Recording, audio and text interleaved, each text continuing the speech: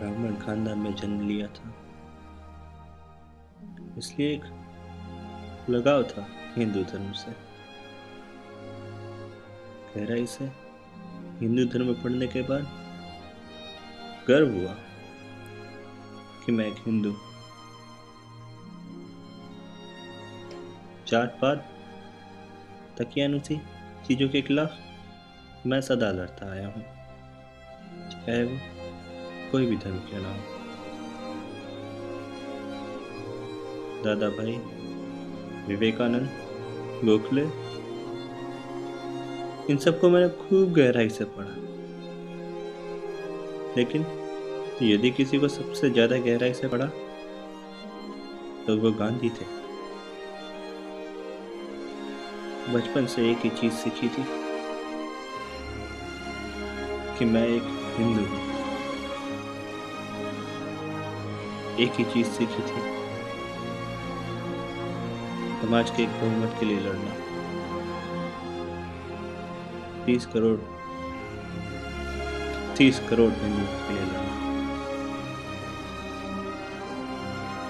अहिंसा का नारा लेके कांग्रेस पे गांधी का पूर्ण प्रभुत्व हो चुका था।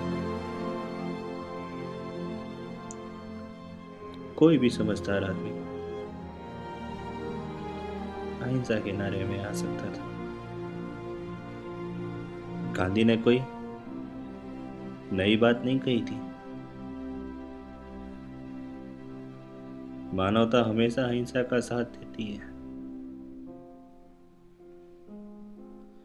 लेकिन मैं इस बात को नहीं मान सकता कि हिंसा एक पाप है। राम ने रावण को मारा था,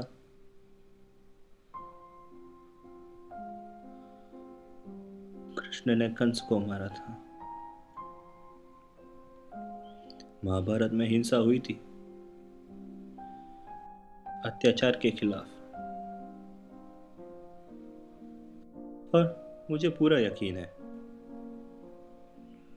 उन्हें कोई पछतावा नहीं होगा हिंसा करने पर। नजदीकी इतिहास में भी शिवाजी लड़े थे अफजल खान को भगाने के लिए। गुरु गोविंद सिंह, राणा प्रताप, ये सब लड़े थे।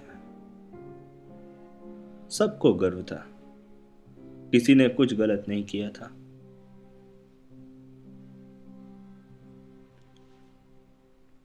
लेकिन नहीं,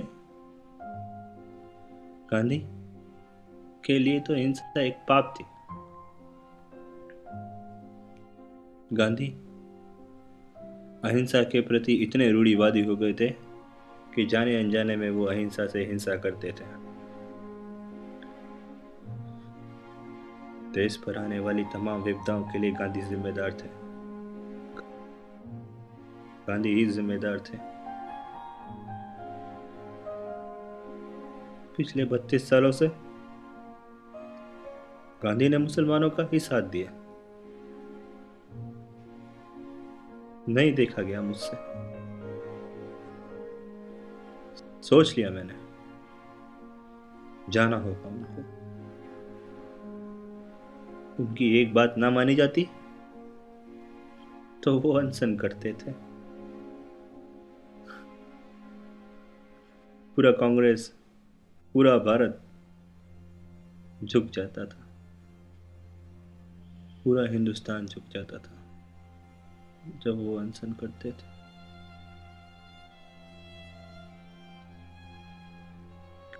गांधी मानते थे सत्याग्रह की हार नहीं होती। सत्याग्रह कब शुरू करना है, सत्याग्रह कब खत्म करना है, ये भी सिर्फ वही जानते थे।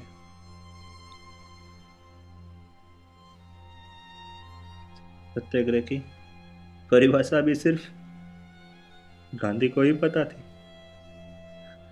कोई नहीं जानता था कि सत्याग्रह क्या होता है।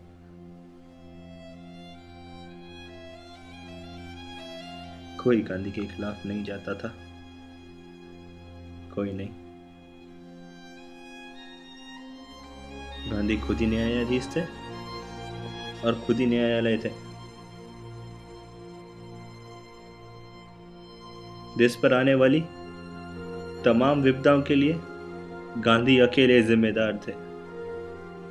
सिर्फ गांधी जिम्मेदार थे।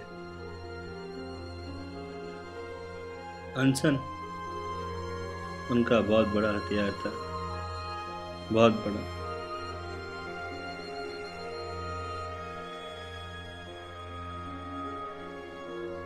मुस्लिम लीग का इतना प्रभुत्व बढ़ गया था, कराची से बंगाल तक लाखों हिंदू मारे जा रहे थे। गांधी कभी उनके लिए अनशन पर नहीं बैठे, कभी नहीं। कैसे भूलूं मैं जब उन कुछ शरणार्थियों के लिए गांधी अनशन पर बैठ गए थे, जब दिल्ली की मस्जिद में शरण लिए थे।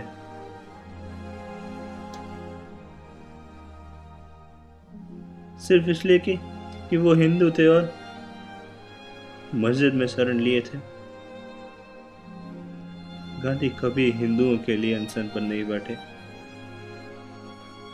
कैसे भूलूंगा। गांधी खुद जानते थे कि हिंदी हमारी राष्ट्रभाषा है। वो खुद प्रचार करते थे। मुसलमानों को मंजूर नहीं था, विरोध किया उन्होंने कहा हिंदुस्तानी हमारी राष्ट्रभाषा होनी चाहिए। मान गए। अब भला हिंदी शब्दकोश में हिंदुस्तानी नाम का कोई अक्षर था ही नहीं, फिर गांधी मान गए।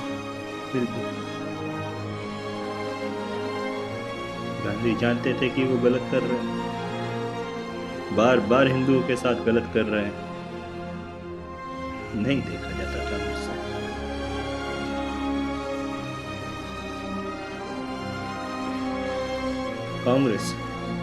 कांग्रेस अपने आप को राष्ट्रवादी पार्टी कहती है।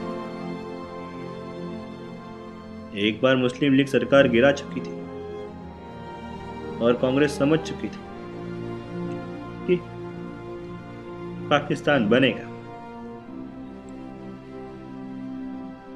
जिन्ना के सामने कांग्रेस ने घुटने टेक दिए थे। 30 जून 1948। 30 जून 1948 ये वो दिन था जब हमें आजादी मिलनी थी।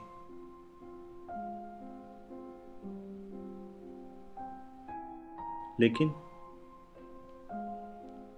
10 महीने पहले 10 महीने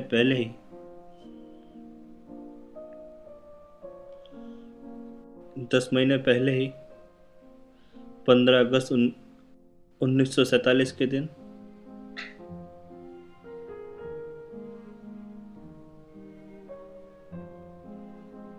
मेरे देश के 1/3 हिस्से को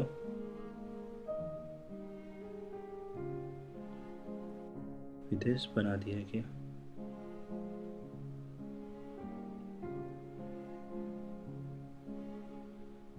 नहीं देखा गया मुझसे, नहीं देखा गया। और sir Lord viceroy Mountbatten Congress के लिए सबसे महान वाइसरॉय बन गए। देश को 1/3 हिस्से में बांटने के बाद वो उन्हें सबसे महान वाइसरॉय कहते हैं। नहीं देखा क्या उससे।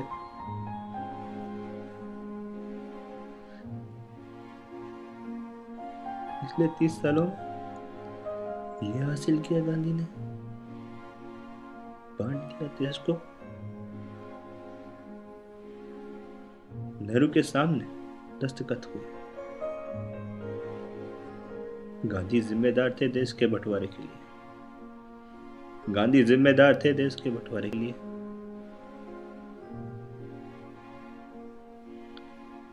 मैं जानता हूं मैंने क्या किया।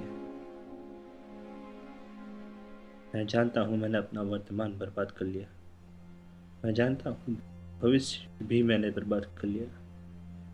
भविष्य में भी लोग मुझे गालियां देंगे। मुझ पे कोई रहम नहीं करो। मुझे कोई गिला नहीं, कोई अफसोस नहीं, क्योंकि मेरे को इतना पता है गांधी मेरे देश के राष्ट्रपिता है ही नहीं। उन्होंने पाकिस्तान को जन्म दिया। वो पाकिस्तान के राष्ट्रपिता है। और कोई शख्सियत, कोई भी शख्सियत, चाहे वो गांधी ही क्यों ना हो, मुल्क से बड़ी नहीं हो सकती। नहीं हो सकती। नहीं हो सकती।